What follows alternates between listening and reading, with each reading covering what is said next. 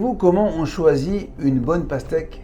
Vous avez sûrement déjà assisté à cette scène chez le primeur, au marché, où le vendeur ou même les acheteurs prennent la pastèque dans la main et commencent à taper dessus, à écouter le son, à lui tirer la queue, bref, faire différents exercices pour savoir si la pastèque elle est bonne.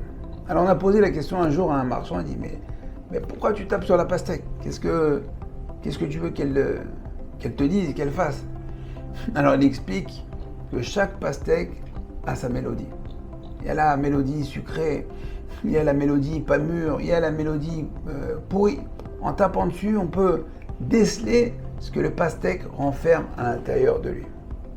Je dis, mais tu peux pas le savoir juste en palpant, en caressant. Non, il dit la pastèque, il faut la taper. Pour savoir ce qu'il y a à l'intérieur d'elle, il faut la taper. Alors à Botaï, bonne nouvelle, nous ne sommes pas des pastèques.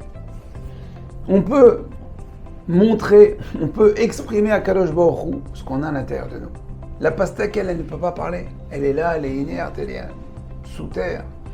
Elle est grosse et nous, Baruch Hashem, on a de la parole. On a un mohar, une chorma. On peut faire, on peut agir, on peut accomplir. Alors, n'attendons pas de prendre des coups, qu'on se fasse taper dessus pour savoir en fin de compte ce qu'on a à l'intérieur de nous. On est à l'approche de Rosh Hashanah.